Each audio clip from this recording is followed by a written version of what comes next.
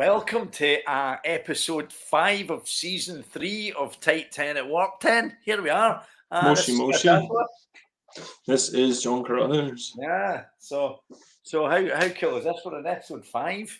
Well, I mean, we just got to beat 7, right? And then we beat first season, and then we got to beat 11 to beat second season.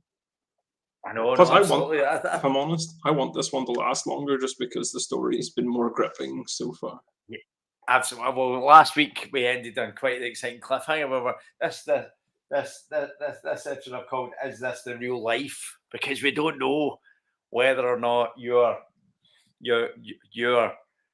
having some sort of hallucination or hallucination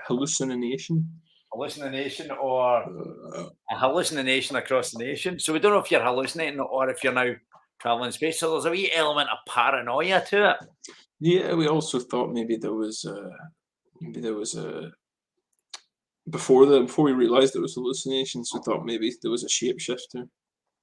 No, I'm just off my tits. Yeah, that's it. Because basically what happened was there was like some sort of gas released on this planet. Yeah, it was a big war, and they released a big hallucinogenic gas, kind of like Jacob's Ladder, if you believe one interpretation of it. Yeah, no, absolutely. So we've got that's what I should have called the episode. Jacob's Ladder. Jacob's Ladder question mark. Jacob's Ladder.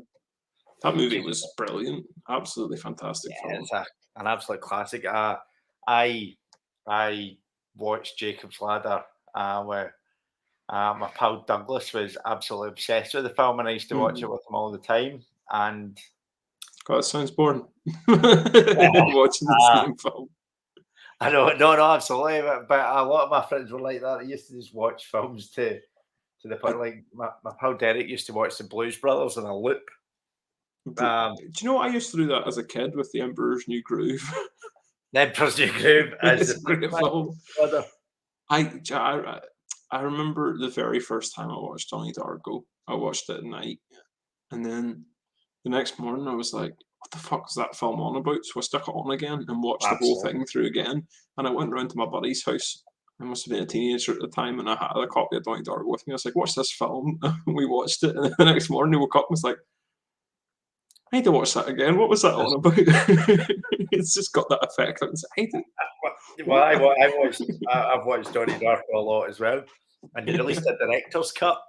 Oh yeah, they released a director's cut. The problem with the director's cut was that the director tried to kind of over-explain it. Oh right. You went from I've got this interpretation of what's going on to the director kind of going, "Oh, this is what's happening." And it's quite funny because I used to be quite obsessed with director's commentaries as well. Quite obsessed with director's commentaries, and I would listen to. So if it was a film I really liked, obviously I just wouldn't watch like any old director's commentary. But if it was a director's commentary I liked, for a film I liked, I'd watch the director's commentary. And the director's commentary for Donnie Darko was Jake Gyllenhaal, however you pronounce it, and is it Richard Kelly who directed it? I can't remember. Richard Kelly's either the director of Donnie Darko or is the guy that played Father Jack and Father Ted. I'm not sure, one or the other. And that would have been awesome if it was Jake Gyllenhaal and Father Jack. Father Jack alongside in that classic role. So I think it's Richard Kelly. I can't remember. Patrick Swayze was in that as well. He played a child molester, didn't he? He did, absolutely. And he did it really well. So I don't know how to interpret that. But anyway, so he ticked all the boxes. You had your notes. You had your notes ready, and you were like, "Yeah, he knows his stuff." He then Patrick Swayze did that, and then he appeared in a TV series called The Beast. And I'm wondering if he was trying to tell us something. Was that like Deathbed Confession? Apologies to any Patrick Swayze fans I'm watching. From understanding, backpedaling. From understanding already, to Patrick Swayze fans, sexy fans out there. I've been led Sexy Beast's a good film. Sexy Beast. Sexy Beast's a good film. Sexy Beast is a great film. Winston and Ben Kingsley calls somebody a front bottom in that film, and that is where the band, the Front Bottoms, got their name from watching Oh, Ben right. Kingsley say it in Sexy Beast, because they'd There never you heard go. being from New Jersey, they'd never heard it before. They'd never heard it, and then they just thought that's the name for us. Yeah, That's and then quite they good. went over to the UK to perform, and they were talking to a designer to get their posters made, and the designer was like, "We can't legally put that up in the UK," so they changed it in the UK to like a T, an F, and a B all on the same character, like the top bit of the T, the middle bit of the F, the bottom of the B. Like the Yves Saint Laurent logo. Yeah. But anyway, right, sorry, I've got off. We were after my apology to Patrick Swayze fans, then we started talking about Six Feet. So I watched the director's commentary of Donnie Darko, and it was Jake Gyllenhaal and Richard Kelly. I'm just going Do to you know, in my head, I auto completed that to Richard Pryor. Richard I don't again, know Richard why. Pryor, Just Father Jack, and Jake Gyllenhaal. I had to Right, watch that. so it's a great director's commentary because Jake Gyllenhaal's kind of going, love the film, no get a clue, and it's got and the conversation between them lasts for the kind of obviously it lasts for the entire film because it's a director's commentary. That's how it works. It flows Kind of really like well. our conversation lasts a whole hour every Well, time. exactly. Well, actually, we usually continue talking after it when we It's chat true, before yeah. it. We are But terrible for running over.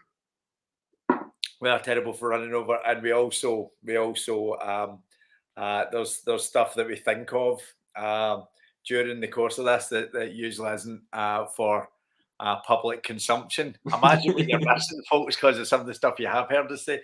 There's some stuff that's not for public consumption that we usually talk about afterwards. But anyway, right, sorry, I will get to it. So anyway, so there's a director's commentary. There's a director's commentary for the Donnie Sorry, Darko before director's you cut. go on, what has happened to your hair? You like it? I know I'm not gonna like It's just, I don't know, he just like went down, came back up, and suddenly it was just up. one of my favourite films is Eraserhead. That's all I'm saying. Yeah, with the wee baby and the scissors. Oh man, it's a Yeah, weird. And the lady in the, is it the lady in the radiator with Lady the in the big cheese Radiator. face? Yep. This film's absolutely insane. He never revealed how he made that baby. Yeah, no, absolutely. It's freaked a few people out because it looks. Well, I mean, it looks good in black and white. I'm sure in color it looked like shit. Yeah, no, absolutely. I'm tempted to say that's why he shot it in black and white. Absolutely. Everyone thought This it looks amazing, but those colors, Mm. it's bright purple. Yeah, that's it. Oh yeah. Anyway, Donnie Darko director's cut also has a director's commentary, and it's what do you call him? Richard Kelly, the director. If it's not Richard Kelly who directed Donnie Darko, can somebody find out who it is in the comments and come We've back? been talking about Donnie Darko for about 5 minutes now, and you still haven't got past the director. I know, absolutely right. So on the director's cut, it's Richard Kelly, and it's also what do you call him? Jake. Nope, it's not. No, not for the director's commentary. It's Kevin Smith. Oh, Kevin Kevin Smith, Smith, who did the Clerks films. Mole Rats and Clerks and whatnot. Jay and Silent Bob. The king of diminishing returns. Every time he makes a film, he seems to lose another element of artistic integrity. But I'll be honest, I did give the new one, Jay and Silent Bob reboot, a go. I only got halfway through. I watched all of it. I didn't hate it. It wasn't, because the thing was, I'd spoiled myself. I had recently watched Mallrats. Mallrats is the best in my opinion. Yeah, to compare it to Mallrats, I literally watched Mallrats and then was like, I wonder if reboot's on Netflix, and it was, and I was like, fuck, I guess I'll watch this, and regretted it. Yeah, no, absolutely. I think Clerks is good, but it doesn't flow as well as Mallrats. Is the absolutely ridiculous, like the sequences with Jay and Silent Bob, where they're like what are they, like trapezing and stuff to try. And then there's a Batman homage. Where'd you get those wonderful toys? And then I just one of my favourite bits, and sometimes I just say it out the blue if I'm like in a shopping mall or something. That kid is on the escalator again. And then there's a bit later on in the film where I say a kid's trapped in the escalator. I've Do you not seen know the film in years. one thing about that film that really struck me was how ill-fitting, what you call him? He played the main one in Dogma. Not Matt Damon, the other one. Ben Affleck. Ben Affleck. Couldn't remember Affleck's name. He was Batman as well. but Yeah. but Arguably the most Ben. famous person in the film, and you've forgotten his name. I know, and the thing about it is his fucking when you see him in the lift when they get in, he has the worst fitting suit I've ever seen.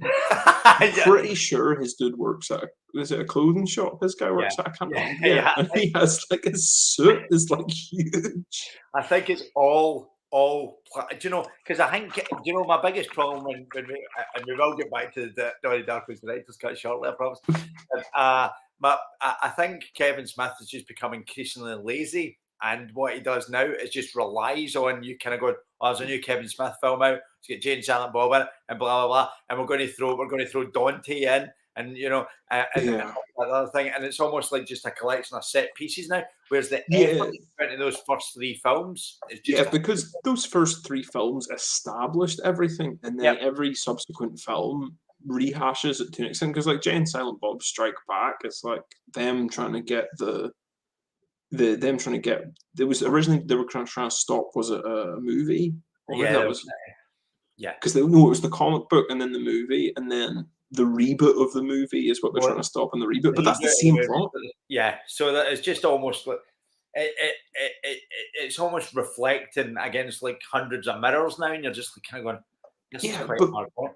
But that wasn't what made it. What made it good was like all the stuff they created in the first one. Why not just make more shit as they go? Absolutely. No, I think we're definitely on the same page here. The original three films, Clerks, Mallrats, and Chasing Amy, which I think is so underrated. I've watched Chasing Amy, but I don't remember it all that well. I love it. Chasing Amy is the one about the comic books, and that's the one where they're going. They're he's chasing after her. Yeah. Dogma was all right. I like Dogma, but I like Dogma because I like. Well, you'll see. I'm supposed to be GM at the indie campaign with John in it soon, and you'll see that I like religious stuff in fiction. Oh yeah, well, no, do you know what? I think Dogma is a good film in its own right, but as part of that kind of it just feels... George Carlin is hilarious, and that's all I will say. That's the cardinal. I can't rationalize it being part of this universe that showed no kind of... No offense to Dogma fans. Yeah, no, absolutely. but I mean, I like it, but it just seems like such...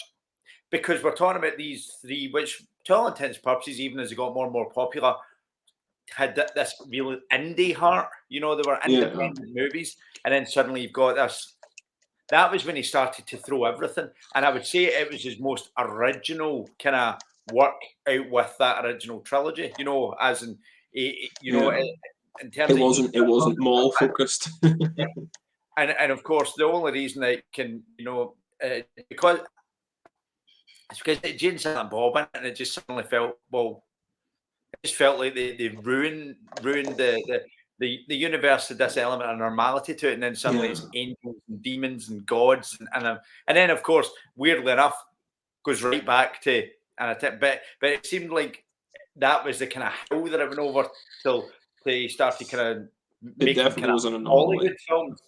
It should have been its own set. It should have just been its own separate piece.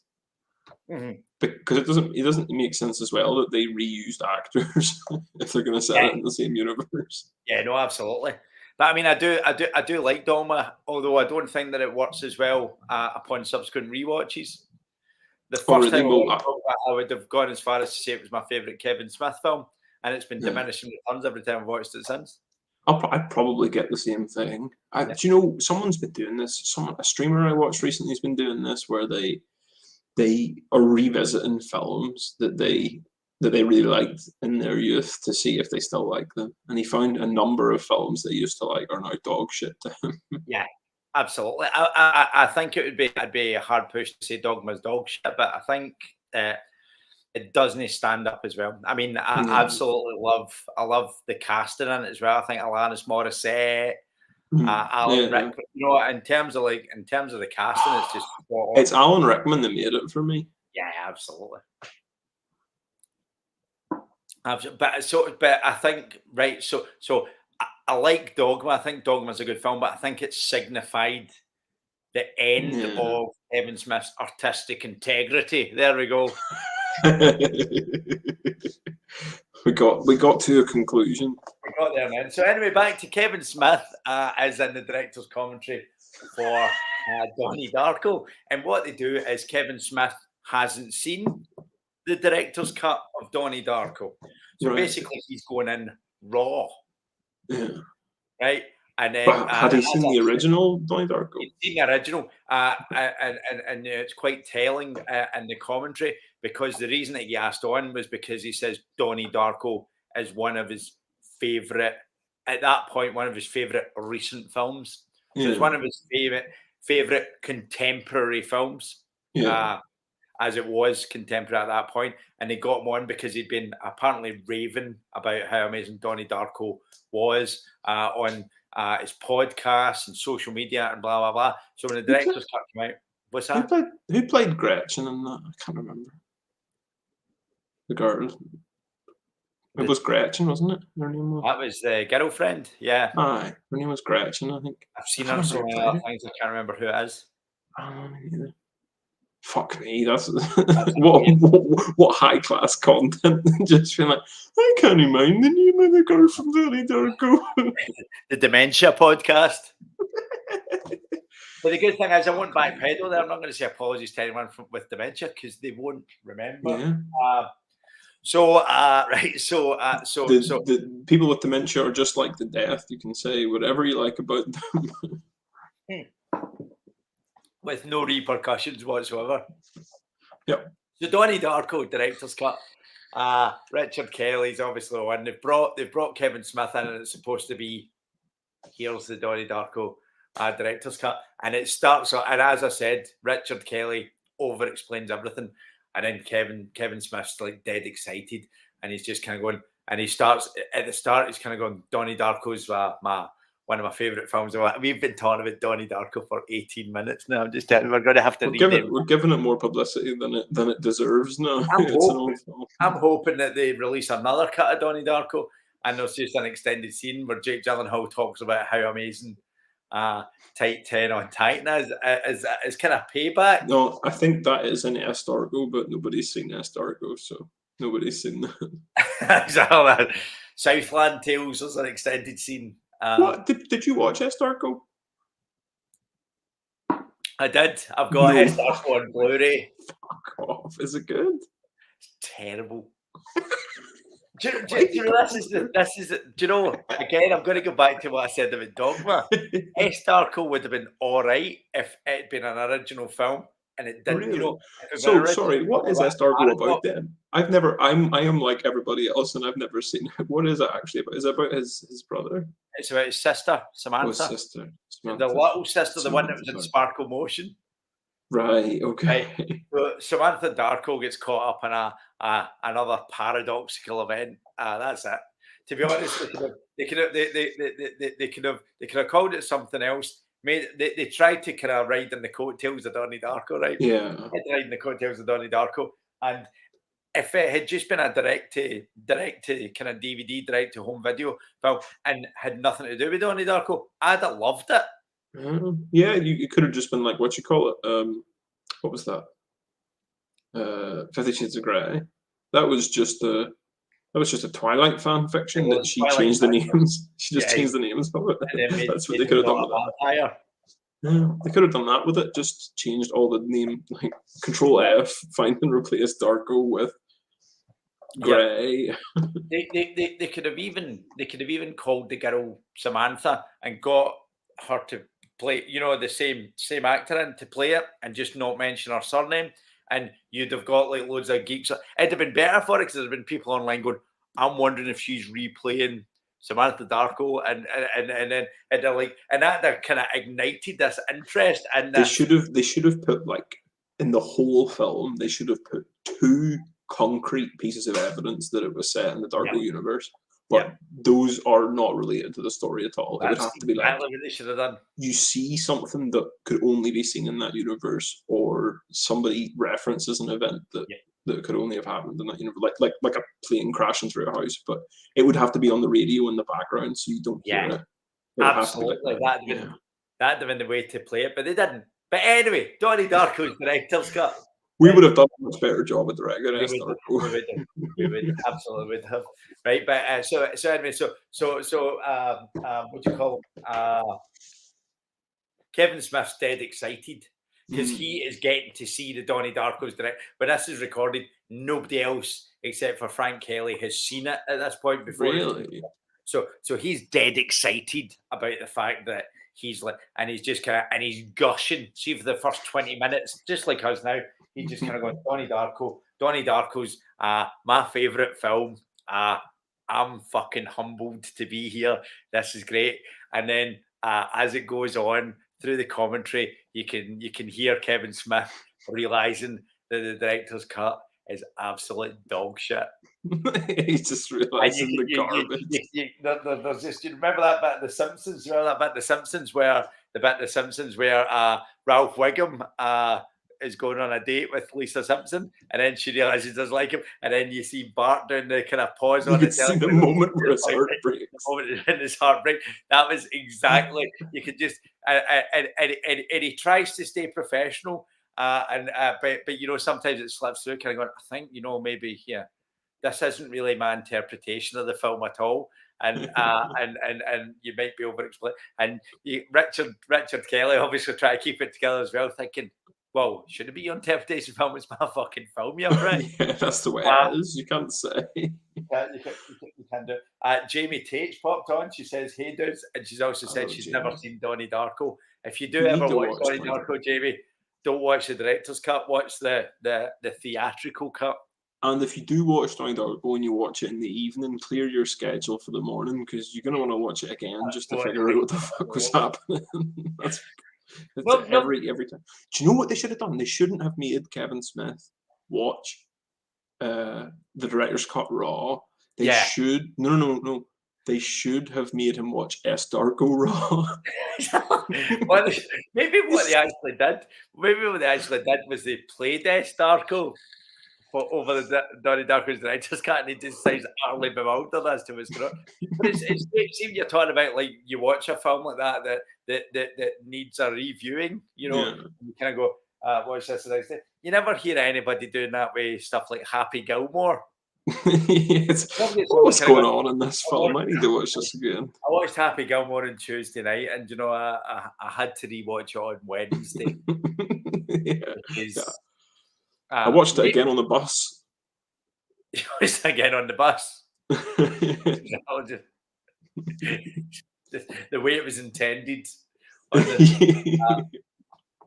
I just when I spent 24 minutes talking about Donnie Darko and the director's cut and its direct-to-DVD sequel, and then slag off Happy Gilmore, I actually genuinely feel like I'm a bit of a movie snob. You might be. I don't know. I absolutely think I am, and I feel really kind of bad about it.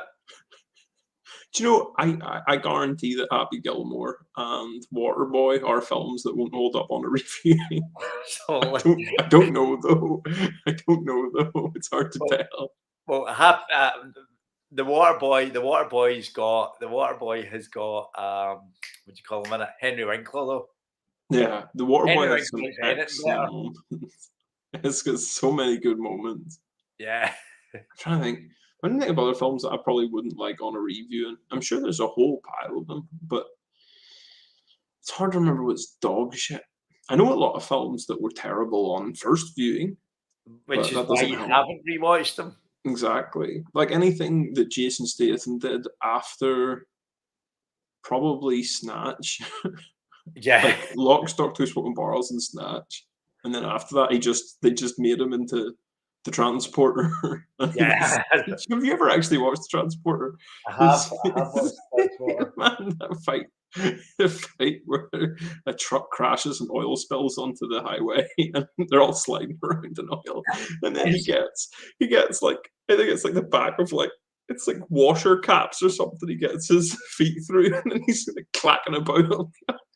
It's ridiculous. So serious. He's like properly like, he's like naked sliding about in sandals. What have they done to you, Jason? What happened, Jason?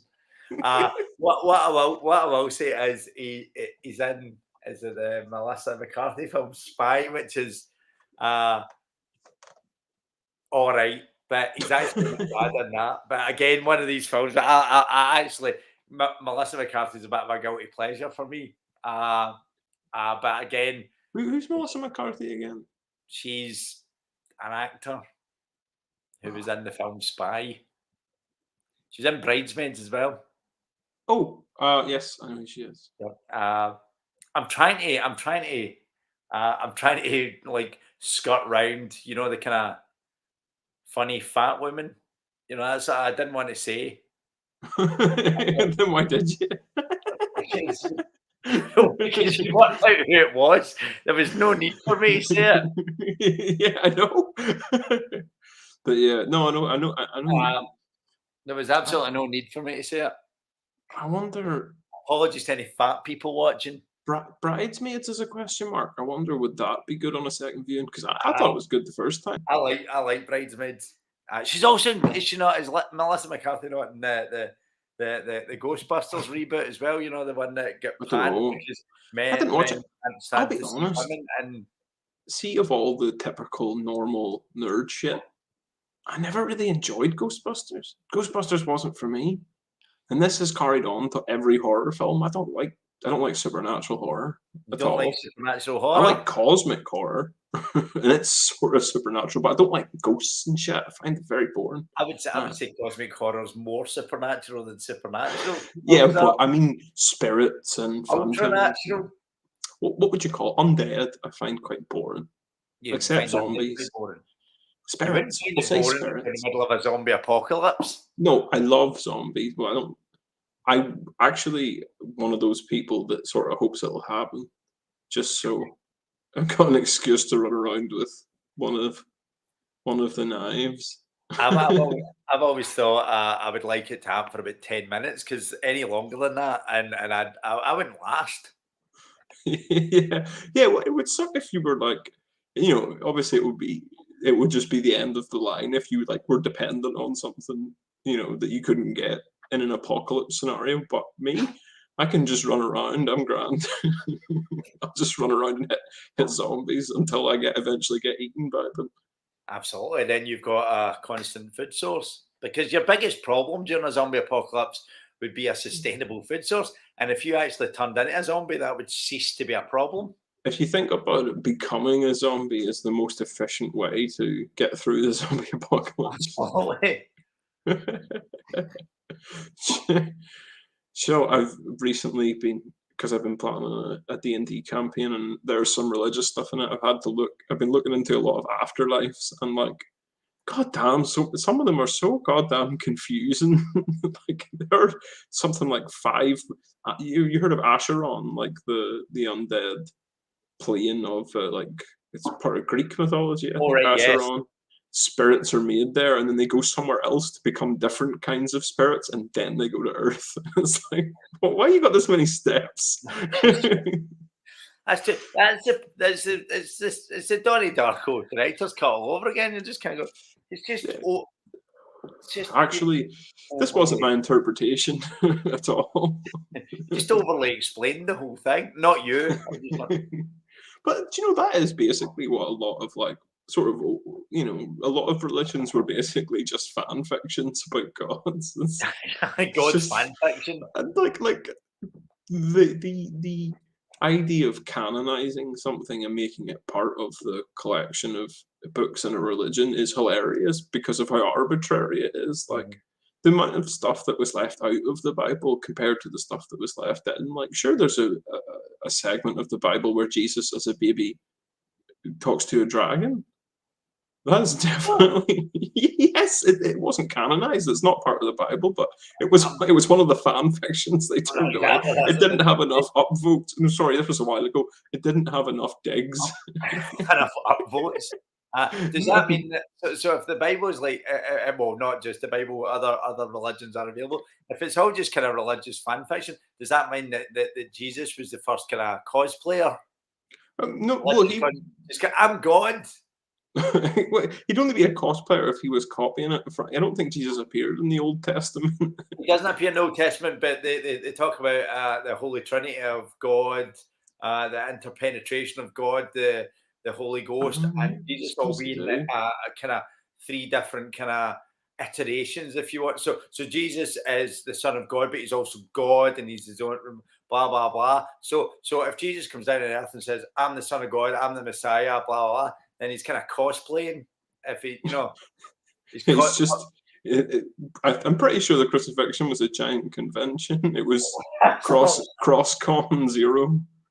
I suppose it'll be CrossCon. It'll be CrossCon 30 because I think he was like 30 at the time. CrossCon 30 started at the year 0. Exactly. So anyway, 31 minutes in, we've tackled Donnie Darko, religion, Kevin Smith, Happy Gilmore, Melissa McCarthy. In fact, I don't like Ghostbusters. Have you got any other typical nerd stuff that you just never got? I don't have. I've never got into Star Trek, and I never got into Ghostbusters at all.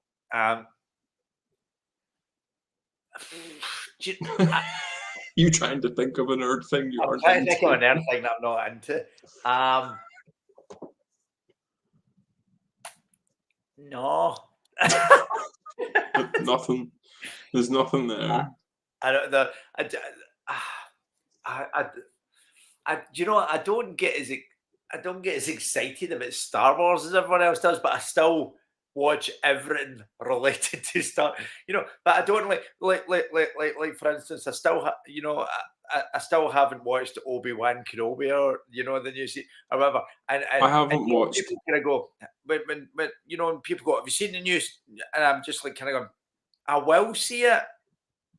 I watched 30 minutes of The Force Awakens and the Mandalorian, and that's it. Since episode 3, that's what I've watched. Yeah, well, I mean, I do get round to it, but I don't kind of go. I wouldn't be like queuing up at the cinema at midnight to see the new Star Wars film or whatever. Did you watch the Book of Boba Fett, and was it shite? Because I heard it was shite. I haven't watched the Book of Boba Fett, so there you go. I heard it was shite. Case in point. Yeah. Apparently, there's a point where it becomes the Mandalorian, because the Mandalorian was quite good. There's apparently, the Book of Boba Fett becomes the Mandalorian. My buddy Harry, who was visiting up, he was telling me that there is like one episode that is sort of dedicated to the Mandalorian. I think that's probably what it is. There's supposed to be another season of the Mandalorian coming out, and I don't really know where they're going with that, because I thought I mean, sorry if you haven't seen it, but I thought Luke Skywalker showing up seemed pretty decisive. Yeah, no, absolutely. Yeah, no, I don't know. It's like, again, go back to The Simpsons. Just kind of, I don't know if you remember them. There's an episode of The Simpsons. It was and it was about The Simpsons, so it was like a kind of meta type thing, and it was hosted by Troy McClure. And at the end, Troy McClure says, "And of course, we'll continue to produce episodes of The Simpsons for as long as it remains profitable." Yeah, exactly. So I'm pretty sure Matt Groening hasn't been involved for a very long time. Like I'm pretty sure Seth MacFarlane stepped away from Family Guy in like 2009 or something. Has he? I didn't even know that. He hasn't done Family Guy in like 10 years. Well, he still does the voices. That's it. He just shows up, does the voices, and leaves. He doesn't write or draw. Or he designed the characters originally, And then that's it. Well, I think Matt Groening has a co-writing credit on the Simpsons movie, but I mean that's quite a while ago now as well. Yeah, that's about 10 years. Actually, Always preferred Futurama. Oh yes, Simpsons movie. This is where you tell me you don't like it, Lama, because you don't like stuff. Oh my god, dude! When do you think the Simpsons movie came out? I'm going to say 2007. You are spot on. What the fuck? I would never would have guessed that. I thought 10 years ago. That was nearly 20 years ago. That was 15 years ago. Yep. What the heck? Oh yeah, of course it came in 2007 because that's when Green Day was relevant and they play at the start. That'll be it. Yeah, yeah. I think so that Adds up. yeah. I knew that the Simpsons movie came out before I had children. You see, you got those landmarks in I your life. remember going to the cinema to see it and enjoying it, which means there were no children around. Have you had a chance to watch Everything Everywhere All at Once? I haven't yet. I think is it still on in the cinema or is it now available for viewing at home? I have absolutely no idea. Because I'll watch it. You'll have to excuse me. All my kind of all my iPhones and stuff are all kind of connected to one another. I thought you were about to say all my iPhones are in this room. Exactly. all 36 of my iPhones are here. All the iPhones in our house are connected by the iTunes account, and one of Morgan's friends just called her on FaceTime, and of course it showed up on the MacBook which I'm streaming this on. The iPad. If you answer that, would she come up on the screen? She'd come up on the screen. So that sounds like a nightmare. I know it is a nightmare. How does anyone in your house buy drugs? It's well, what I usually do is I leave coded messages on these streams, and then they just contact me. We don't. Yeah. So that's me back up to the hospital to get my kidney stones looked at.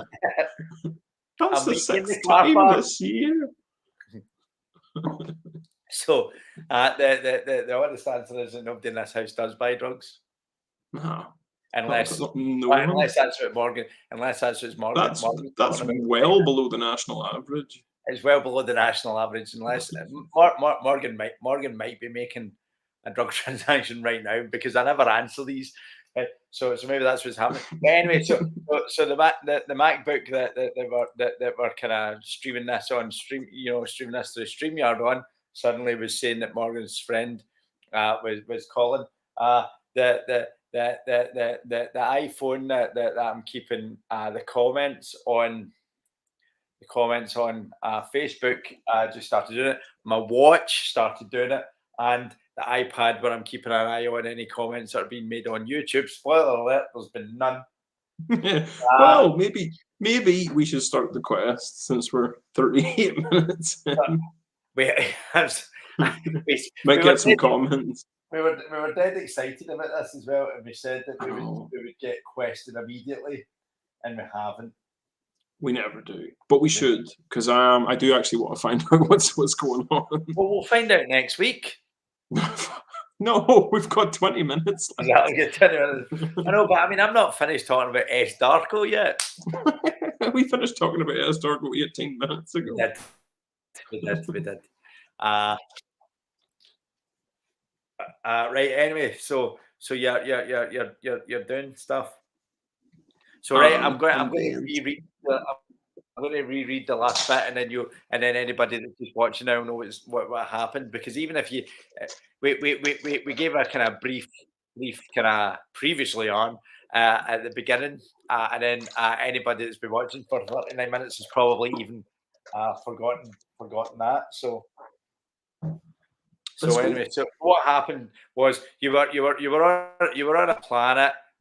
Things got weird. You were seeing things that nobody else was seeing. People were doing this, that, and the next thing. You were all very concerned. You've now beamed back up to the ship, and this is what happened. So we'll take it. So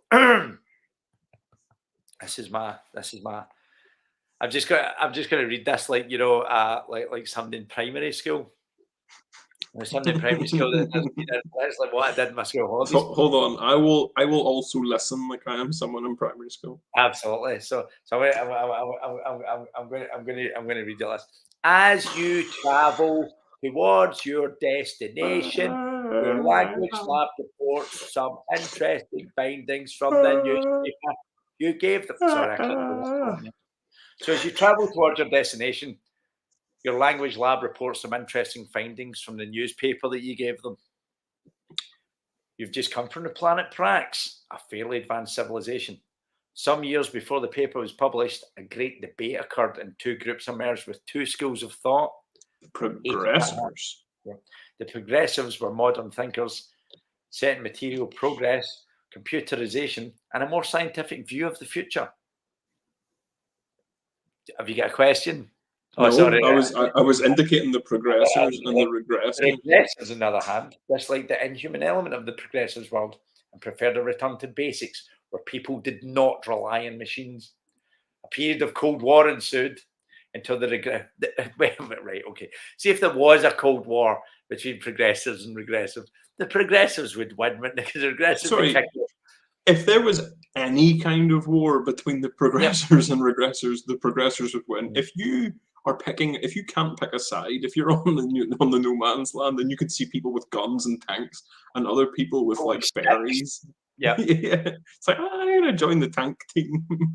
Join the tank team. I'm gonna get a t-shirt made up, join the tank team. Right, so a period of Cold War ensued until the regressives discovered that the progressives had developed a powerful hallucinatory drug.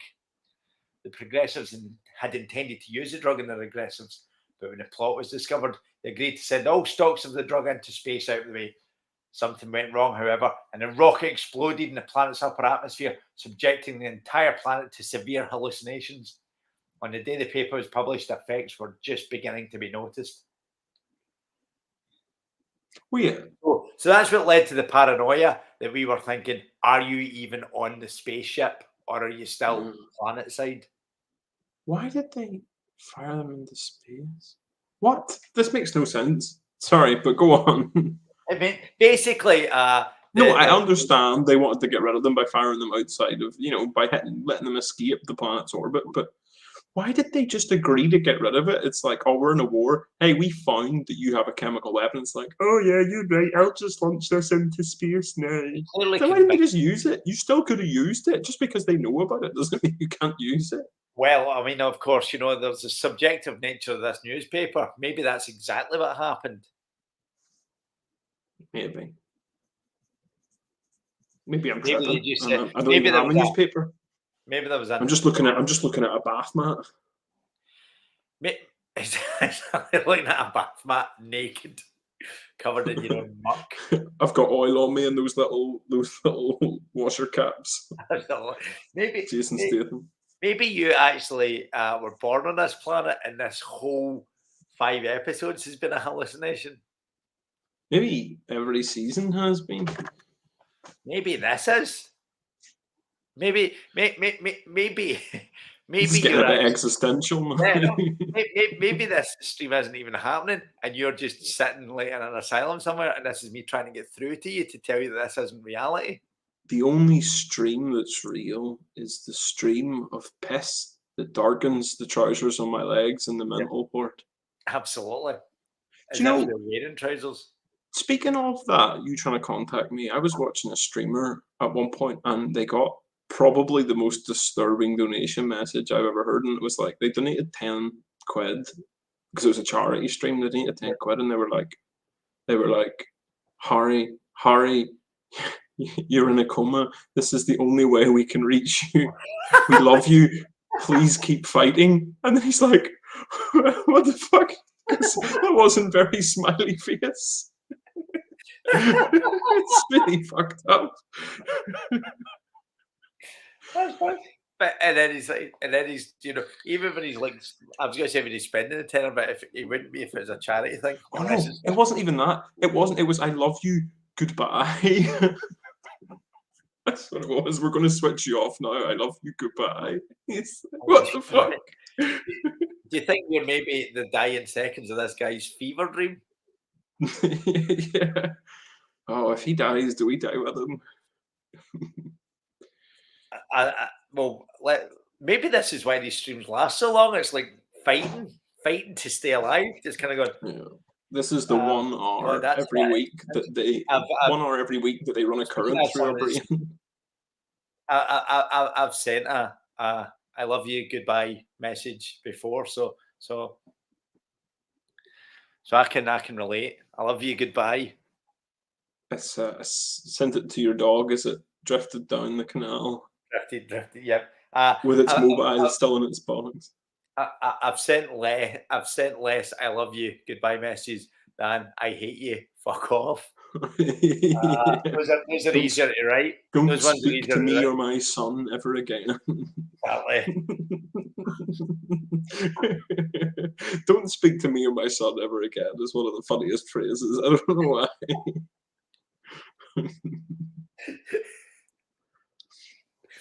So you've just found out that you might be hallucinating, and then you've got the choice of Oh, we're definitely hallucinating. continue your course. You either head to the purple star or the small star cluster. Let's go to the This purple. is never mentioned again. It says in the Bible when the die is cast and it's up in the air, we have no idea what our heading is. You always follow the purple star. Always follow the purple star. Yeah. Let's do it. You want to follow the purple star?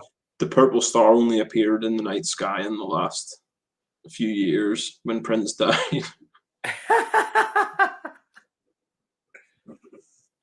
Approaching the purple star, your scanners indicate that the second planet has an atmosphere ideal for life. You drop into orbit around this planet and scan the surface. There are strong indications of intelligent activity. So it's not Earth. Yeah. Indeed, it's likely that the planet's civilization is further advanced than your own. So you get the choices of beaming down to the planet or pressing onwards. I get the feeling that you're in You've this is gone just the on. quest continue now, and we've just spent 47 minutes. You cut out for it. You cut out for a bit there. Oh, you just came back in. You missed what I would say was probably my best 15 seconds of streaming ever. That's it. The golden 15 seconds of fame. Never even repeated. I was saying that this is Kilometer. I guarantee this is Kilometer. This is Kilometer. Oh, because you've been making notes, haven't you? I haven't paid attention. We're on Kilometer. Do you want to beam audience down? Of 0. This is where we were supposed to be going. Right, let's do it. Do you want to beam down? Yes, of course. Oh shit, how do we sound? What? How's Mork looking? I don't. Or sorry, not Mork. Gork. Well, sorry, how's Gork looking? Mork's stamina has built up to 11 now. Yeah, but let's send Gork. Right, Gork's got a stamina of 18. Right, but anyway, right. So you're going to beam down. Yes. You try an all-frequency broadcast several times, but receive no messages in reply. Very rude. Select one officer and a security guard. One officer and a security guard. Well, the security guard's Gork. Absolutely, it's Gork. Yeah. And we took last time we didn't take Springfinger. We took Cloister. So this time we're going to take Dr. Springfinger. Okay. Onion's. We're going to leave Onion in charge of the medical stuff until she gets back. Excellent. I'm sure that'll work out well. It's not much of a stretch. Onion's already a scientist. Let's do it. Let's find out what's happening. So that's who you're taking. You're taking Dr. Springfinger and Gork. Gork. You head to the transmitter unit. They call it a transmitter unit because I think if they call it transporter, then the Star Trek guys will. Yeah, they'll be the Enterprise will show up at your door. Yeah, they're just kind of going with a cease and desist order. And be served by the ship itself. So you beam down to the surface because apparently beaming down, isn't it? Beaming down isn't copyrighted. The beam down. We don't beam down. You materialize a deserted street. It's reminded me of. I apologize, but it's reminded me of something Frankie Boyle said that always makes me laugh. to the most Scottish thing he'd ever seen. He was in a pub in the Highlands, and it was one of those pubs with low timbers, Yeah. sort of like a wee quaint. And there was this big rugby player with a tray full of drinks, and he walks straight into one of the timbers, just boom, and he doesn't spill his drink. And he backs off, looks at it, and goes, "Fuck you, beam." and just carries on with what he's doing. Whereas if that was me, I would still be lying on the ground. Drinks all over you. I'd be lying on the ground doing this stream, and then somebody'd send a message saying, "Goodbye, we love you." It's the only way we can reach you. You're lying there Only way looking we can reach you. looking like someone's dropped a tin of spaghetti.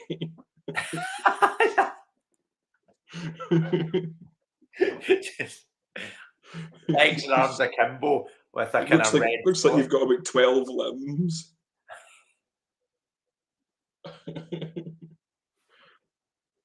So you beam down to the surface. Fuck you, beam doon. Fuck you, beam. You materialise. Fuck you, beam me doon. That's how you ask for it. Fuck you, beam me doon. We're not getting to it right at the end. See you next week. No, we need to get a cliffhanger. You materialise on a deserted street. Tall buildings on one side tower over you, while on the other side of the street, buildings are small. Perhaps these are private dwellings. The architecture is alien. There's a surprise. The architecture is alien, but no life of any kind can be seen. In the distance ahead of you down the road, you can hear a whirring sound. Soon you can see a strange vehicle which seems to be heading towards you. It's a hover car of some kind, and it's moving slowly. As you decide what to do, your translator picks up a sound. "Over here! Quick!" Why does everyone sound like a goblin? I know, exactly. That's the only voice I can do. I'm a goblin. You look around and see a man-sized, somewhat insect-shaped creature beckoning you into one of the small buildings. Here he is here. Holy fuck. Jesus. So My instinct says kill that with fire. You can either follow him into the building or ignore him and wait to see the approaching vehicle. I'll follow him. I think following him might not be a bad shout. Yeah, I think this vehicle's... I mean, it's moving slowly, but... Let's do it. You run off the road and follow him into the building. "Just in time!" he exclaims. "You don't want the PCs to find you in the street, do you?" You've got no idea what he's talking about. But you do notice that his voice has changed.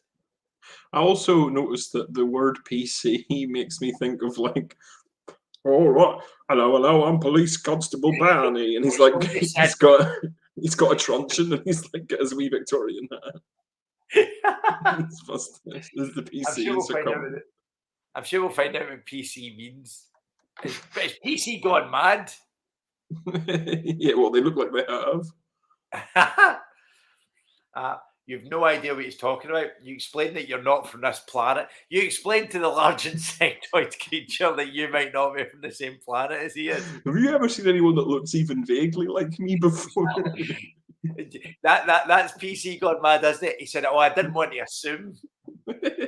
We must be colorblind in the service. I don't see species. Jesus, you'd be bad in the war. So you've no idea what he's talking about. You explain you're not from this planet. He's on his guard. You reassure him that you mean no harm. You just want information which may help you get home. And he calms you, and he calms down. "You are on the planet Kulamata." I called it. I absolutely called it. He informs you, "The PCs have just escaped from..." Sorry about that. I don't know what I'm saying. Is he saying prison convict? "The PCs you've just escaped from are the population controllers." Oh. Isn't that lucky that you're speaking an alien language and they still seem to have the same kind of alphabet? You have to be one kill crazy motherfucker to like be roaming around in your your murder hover or whatever this is, see an alien life form and just decide to kill it instead of like ask further questions. Oh my god, we just seen an alien. Shoot him! I thought that's not supposed to be like an advanced racing. They're just like a bunch of rednecks driving about in a going slow in their hover you ain't cars. around here, boy. Those hover cars have 5 miles to the gallon. Exactly. They're called green necks here though, because they're like these kind of The sun dyes their necks green. That exactly, long hair okay, don't.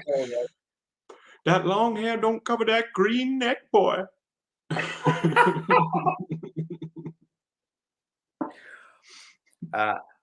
On this planet, no one dies, but as the population increases, it's necessary to exterminate some of us to make room for others. No, you don't understand. We don't die. We are exterminated.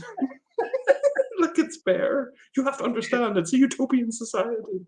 So None of us die basically, here. everybody, from what I can establish from this, everybody is theoretically immortal.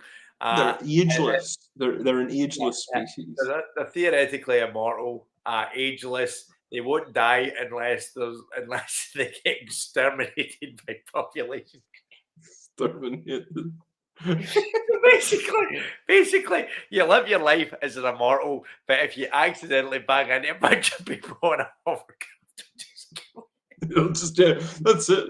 An infinite amount of time gone.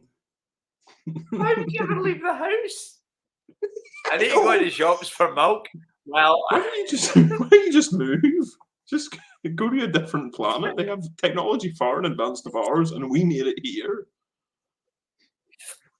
Yeah, actually, if population control is their problem, why don't they just move? Makes no sense. Exactly. Yeah, You got here. Just gonna go. Population control will come and they'll send you to another planet.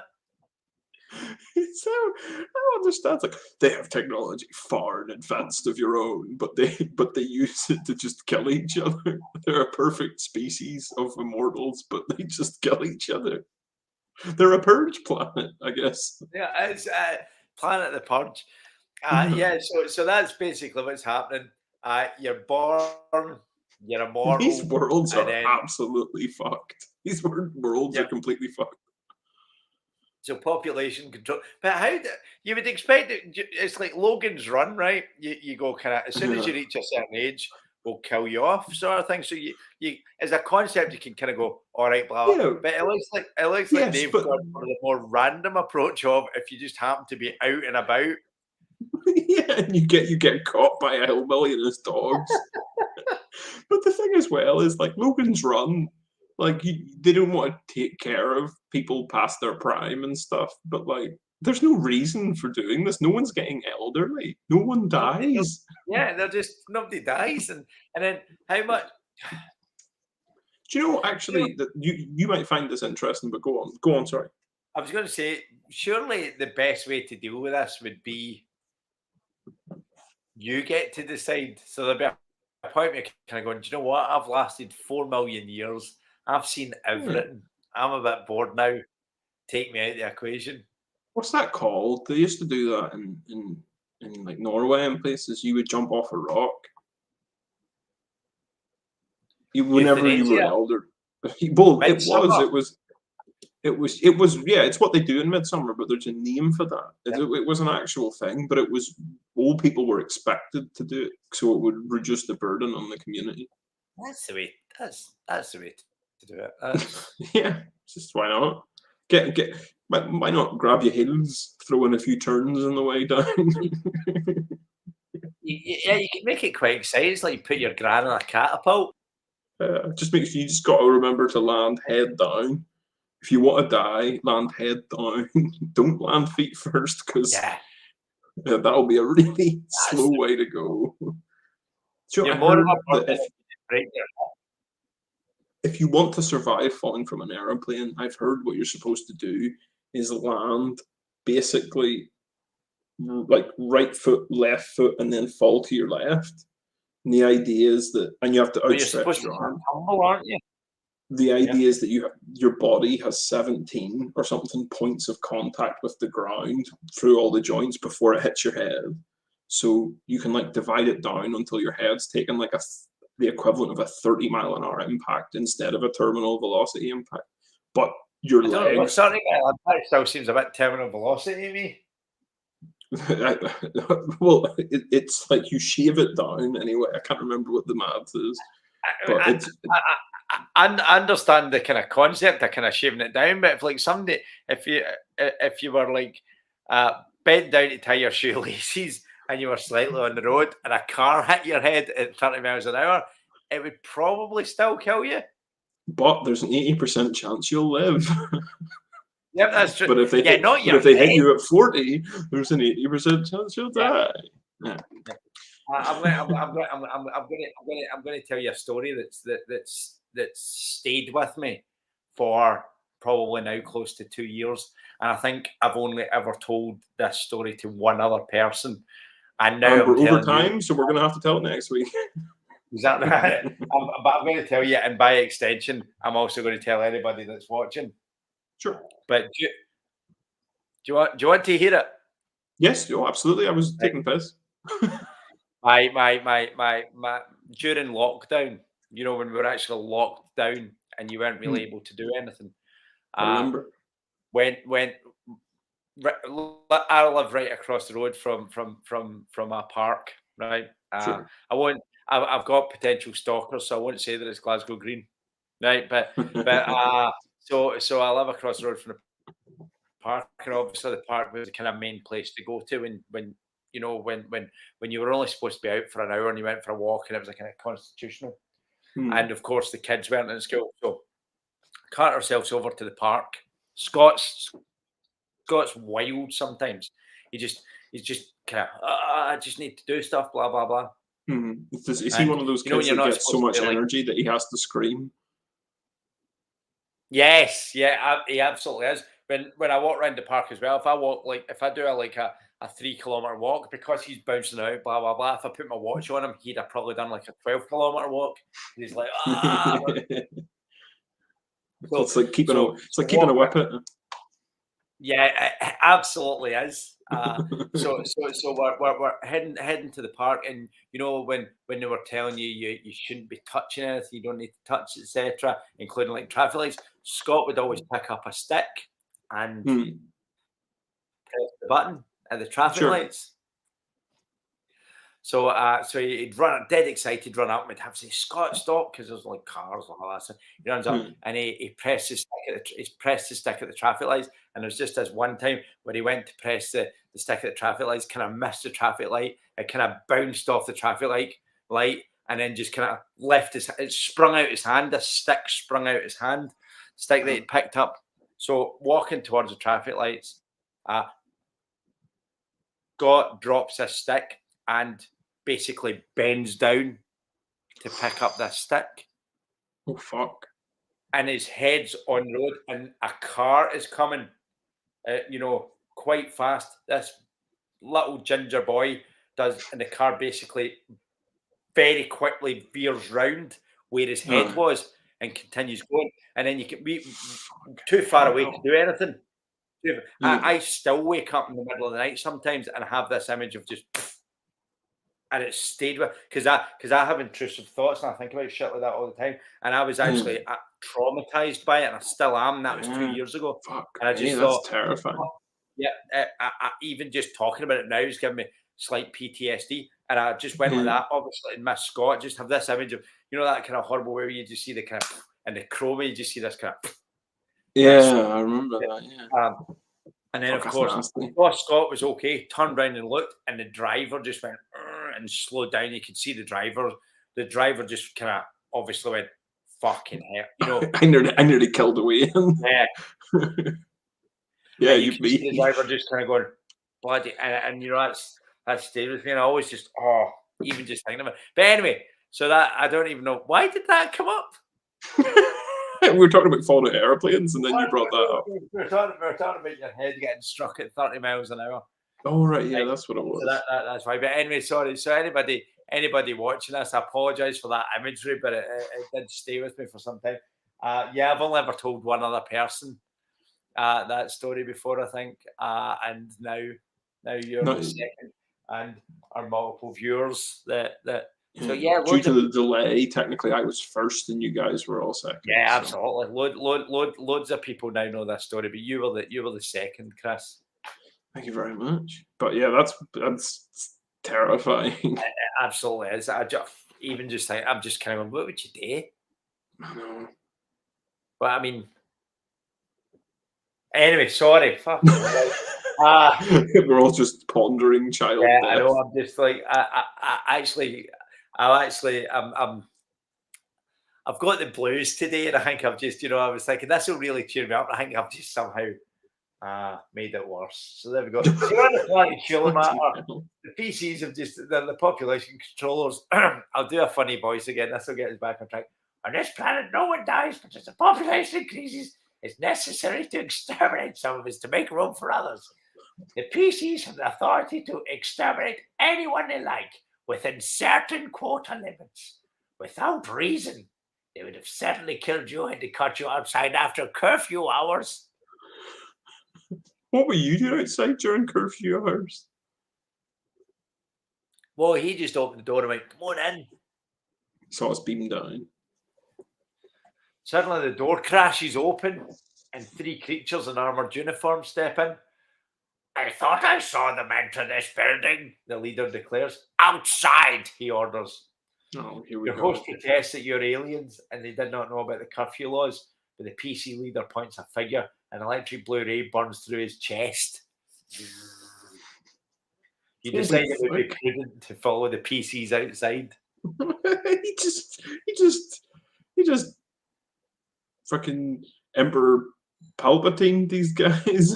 Absolutely. This is Static through the heart. this isn't what I was expecting, to be honest. This isn't the warm welcome I was expecting for an advanced civilization.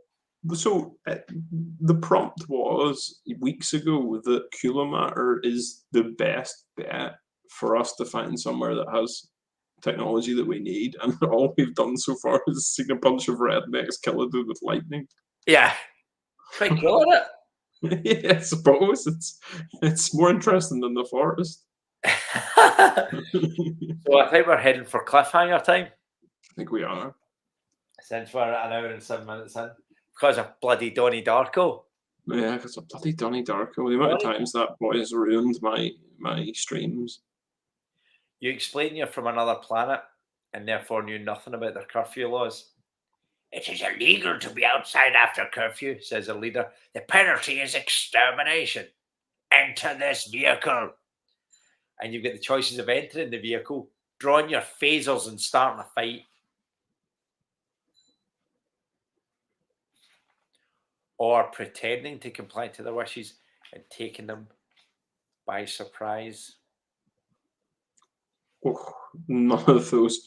Like I feel like right. This is a cliffhanger, so I'm not going to make my decision, but I will comment on the first choice, which is to me seems like an end game scenario.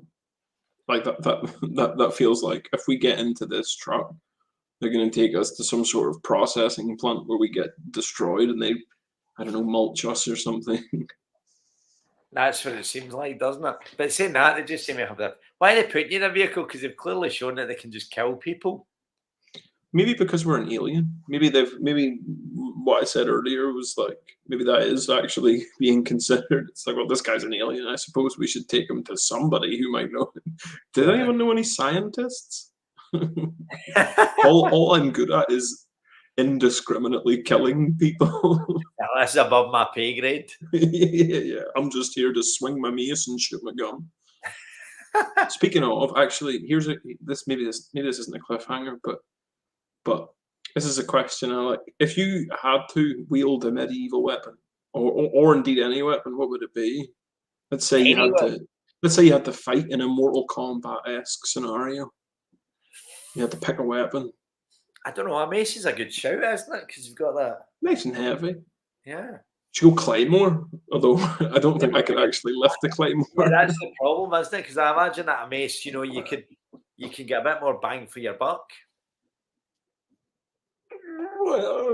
That was the whole thing about the Claymore. It was just the weight of it. If you could get it over your head, you could crush anybody's armor. Just yeah.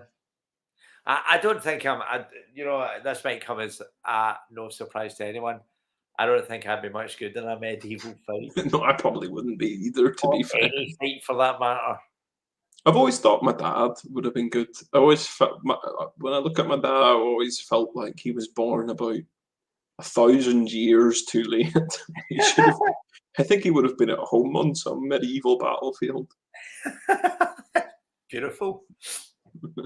He's a born berserker. Born berserker. I don't know. I think my dad was good in a fight, but I don't know if he was good in a medieval fight. No. The real tragedy is we'll never know. Yeah, that would be a temptation if I ever had a time machine to go back and just fight in some medieval war, die horribly. It would. That's like the most likely result by far. I'd go back in time and kill Kennedy. You just want to claim the credit. Exactly. I'm assuming that I've already done it. Yeah, but it's not happened to me like subjectively yet. Yeah. Well, I assume that I've already been back to the past. I mean, there's so many events in the past that I think I was personally responsible for. I think probably the conquest. You see those wankers that like talk about their past lives, like they were really like generals or something. Yeah, I was just gonna. In a previous life, I was probably pretty much talking to myself because streaming hadn't been invented yet. Yeah, a long line of subsistence farmers. So yeah, so that's a cliffhanger. You're about to get euthanized. So next week's episode might be a bit shorter. I do, yeah. It could be incredibly short, but I think we're going to take that first option off the table. But yes, it's a cliffhanger between the last two. So we'll find out next week. Yes, we will. Oh no, we won't. No, we won't. This is a terrifying cliffhanger, and I kind of find that next Tuesday I'm gigging. Oh, what are you gigging? I'm gigging at the junkyard. Ooh, that's right. They do Tuesdays. I haven't been junkyard in ages. Yeah. I'd love to go see a show. Come along. I can't do Tuesday, but I would. I can't do Tuesday because you're usually doing this. But I will. No, I wouldn't be able to do Tuesday because I wouldn't be able to get home. The trains are a fucking nightmare. I've got work. That's a fair point. Well, the trains are striking in case you somehow aren't in Scotland. Yeah. So that's a cliffhanger. We'll see if we can do it another time. We'll see if we can do it another evening because I'm quite keen to see what's happening here. This is my favorite book so far. I mean, we've done about 3 pages. Yeah, no, absolutely. Just nothing's happening. We'll try it next time. We'll try and get started with the quest earlier. I'd like to. We won't mention Donnie Darko. I don't even know how Donnie Darko came up. I don't remember. What just trying to tell me about Donnie Darko? I thought it said euthanasia. I thought I distinctly heard euthanasia. No, it's opened up the Wikipedia page for Donnie Darko, whatever that can. Well, it just says 2045. It's really hard to. Oh yeah, I can see that. So there you go. I'll read that later. Anyway, right. So on that note, we're finished. This has been Tight 10 at Warp 10, episode 5 of season 3. We're getting there. We are getting there. So we'll try and see you next week. We'll work it out because I'm really keen to see what's going to happen here. This has been Chris Ashworth. And this has been John Carruthers. See you next week. See you next week. Sayonara. Sayonara. You say sayonara, I'll say something else. Sayonara. Adios. I mean, I'm already copying Craig Charles. I'm going to copy you then. Sayonara.